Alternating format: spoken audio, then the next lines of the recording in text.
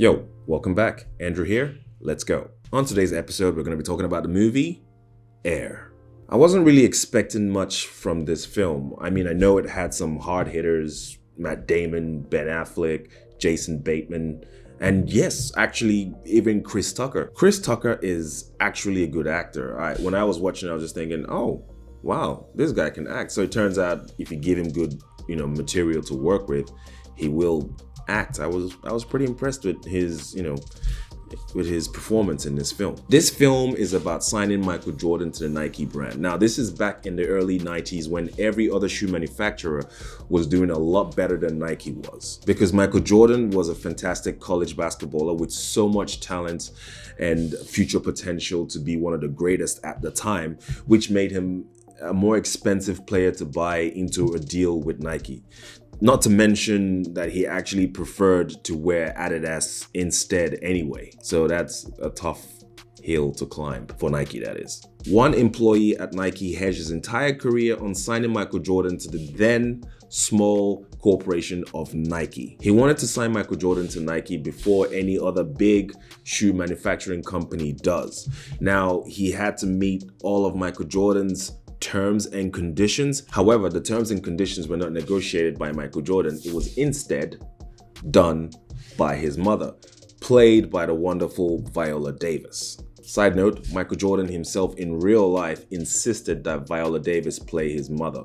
Otherwise, he wasn't going to sign off on the idea of this movie. I don't like to take no for an answer. Oh man, here we go. Like, I was just thinking about this and I'm just thinking, damn, I have such a poor mentality. I would have taken the first shitty deal that was offered, to be honest, because if I'm already poor, I'll just be like, damn, they're gonna get me a Mercedes and pay me some money. I would have taken it. But luckily, he has an intelligent mom who's business minded that set him up for life. Things that make this film a solid watch for me is that it's loosely based on real life events with a little razzle dazzle in there to make it a little bit more watchable, because if you translate real life to film and you don't add a little razzle dazzle, it's going to be really boring. That's how you do screenplay. The story in this film is easy to follow. No weird fast cuts, no annoying color grading. It's just an easy, digestible story. Ben Affleck, dressed like this, for some reason, it looks pretty cool. And I also feel like it could have been a poster on a wall, or maybe a meme. It just all seems like a well-grounded story from Ben Affleck, the writer, and I believe he's also the director of this film, which, by the way, is a damn hard task to pull off. Like, be in the film, write the film, and also kind of direct it. I'm sure he had help, but I mean, doing this video does my head in. It's so much work, and I don't even do a good job at it. The film is a small budget film, but it did feel like it stuck to landing, and it didn't seem like it was lacking anything. So I don't think it would flop in cinemas, because I think people are going to enjoy this film. I mean, I enjoyed it, and I would urge people to go and see this film because it's actually pretty good. Like, I had no expectations of it, and I was pleasantly surprised that it actually is not bad. I've got some dislikes. 2, to be specific. 1, all the chicks in this film or in the workplace based in this film are ridiculously sexy and beautiful. It's super unrealistic.